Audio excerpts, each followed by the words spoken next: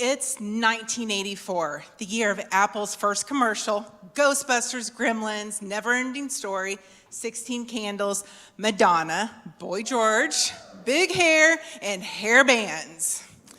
I am in first grade. It's January, and it's freezing cold. I know I'm a baby. It's the first recess of the day, and I'm standing outside on the playground in front of the basketball goals with my friends. I am wearing a new winter coat. It's blue and pink with matching gloves I had just got for Christmas. I loved this coat, and I absolutely felt adorable wearing it. To be honest here, I felt like I was hot stuff. Also, outside during recess was a girl in third grade. She's blonde, blue-eyed, tall, very thin. This blonde little girl comes up to me and starts yelling at the top of her lungs, "Pudding pop!"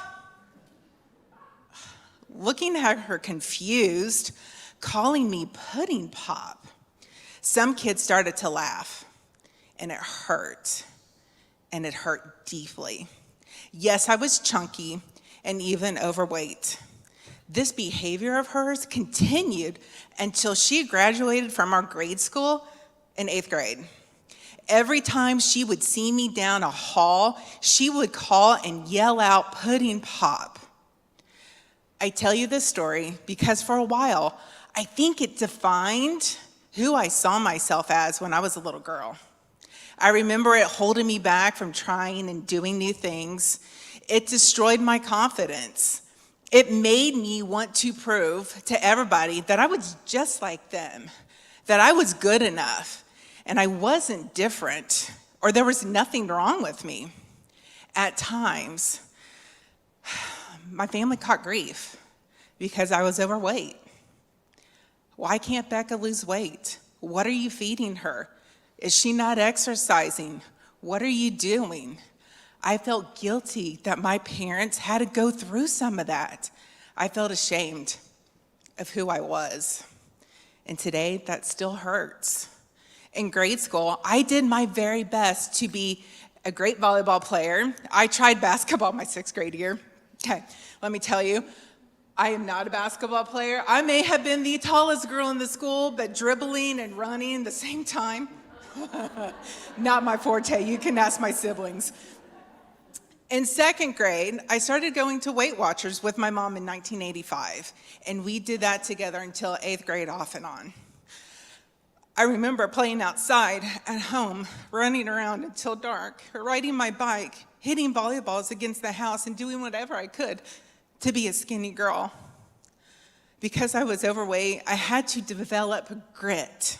I had to show courage by developing elephant-tough skin. I had to stop caring what other people thought of me because otherwise I would have gone into some dark places in my mind. I had to do my dead level best in everything and to overcompensate just to make for the fact that I was overweight. I felt like everybody judged me. Now, if that does not develop a strength of character and grit, I don't know what else would. I had to learn how to find joy and happiness through it all. Okay. Because of all of that grit I developed, it served me well my 7th grade year. I had one of the most embarrassing events, I can't believe I'm telling you all this, that ever happened to me in my life. I was in English class, and I started my period. I know, here we go. All right, I was wearing red sweatpants, thank God, or so I thought. And of course, I was sitting in the one chair without the built-in basket underneath the seat that held our extra books. So now everybody could remember what chair was the tainted chair. Can we all agree that middle school sucks sometimes? Thank you, yes. Well, when I got out of that chair to go to the bathroom, I didn't look back at my seat. My focus was getting to the bathroom as quickly as I possibly could. But the boys sitting next to me, they looked at the chair guess what? Yep, there was a little blood. I did end up cleaning that chair, but dang it, those boys teased me all through middle school, and they weren't even in my class. They were in the year younger. Talk about embarrassing.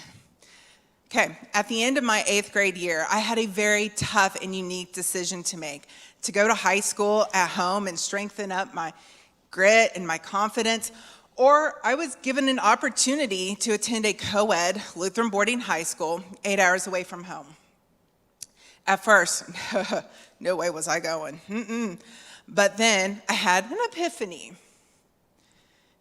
It was seriously a eureka moment and a decision that threw my mom into a tailspin at first. We had to shop for everything in less than 2 weeks before school started. It was a quick decision. I never saw it as running away, but a way of growing, being even more independent, like I needed help. And heck yeah, a co-ed Christian campus 8 hours away from home, living in a dorm at 14 years old. Let's do this. St. Paul's, here I come. I had an amazing roommate while at St. Paul's. Together, Jill and I grew up, learned how to communicate, learned how not to ruin our clothes in the wash, learned how to ask for forgiveness, how to laugh, how to give grace to others, and mentally grow up much quicker than most high school students. Here I learned grace and how to forgive. One day this summer, I was reading this devotional, and I read something about grace. So hang in here with me, y'all. I promise there's a point as I sound like a scholar, okay? So Paul writes about grace in the New Testament in Philippians. He uses the word joy 16 times. The interesting thing is that Paul is writing this from jail. He's also been beaten, whipped, stoned nearly to death, shipwrecked, starved, and persecuted. Well, if you look at it from that context, how in the world can he be writing about joy 16 times enduring all of this? It's astonishing. The devotional mentions that unlike happiness, joy isn't based on circumstances. Joy doesn't come from within you. Joy doesn't come from what you do. It doesn't come from finding yourself or accepting yourself or focusing on yourself. Joy doesn't come from what makes you happy, following your bliss, or even living your best life. Paul keeps talking about rejoicing in the Lord, and if you look at the Greek word rejoice, we translate it as cherit. The root found within that word is charis, which is the word we translate as grace. Grace means undeserved favor, kindness, and a gift of God. You guys, the root of joy is grace. Yeah. Man, that hit me in the face hard this summer. Grace is what I learned at St. Paul's. Because of that, I have been able to find joy every day and learned how to give myself grace, even the days that are gray and gloomy, just like Paul. I'm constantly learning about grace, how to soften the edge of some of my grittiness. Now, I'm not saying that my childhood was horrible or anything, but I had a challenge that made me a little gritty. I was loved, and I was loved fiercely by my parents and family. With all of my life experiences about learning grit and grace, it's something that I love to call my gritty grace.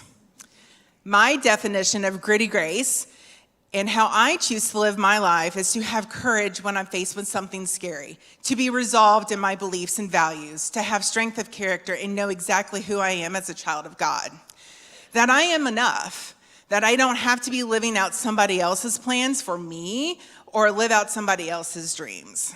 Also, I know the importance of being kind and gracious and giving gratitude to everyone, even when it's hard, to give forgiveness and be humble enough to know humility. I have learned that when life hands me lemons, I know how to make the most amazing lemonade. As a business coach, I love teaching people how to make amazing lemonade as well. I love helping others come overcome their limiting beliefs, helping them to hit goals, go after dream jobs, create a vision and a life they love, help them live into their passions, create better relationships with their families and clients and coworkers, help rebuild their confidence, and live a life they love. Plus, help them to never, ever give up, develop grit and grace when they need it. With my own coach, I have worked on overcoming my limiting beliefs and created a belief statement that helps me own my gritty grace. And I say this out loud to myself every single day. And it goes like this: I am enough. God has made me the way I need to be to accomplish his work through me. I don't want to feel like I didn't give it my all. I'm excited to serve the world, but most importantly, to feel present in the moment, feel that I gave it my best and that I'm here to serve others. I have done tough things that most people never ever could. I'm living out gritty grace. I'm on fire and I am amazing just as God has made me. Hell yeah!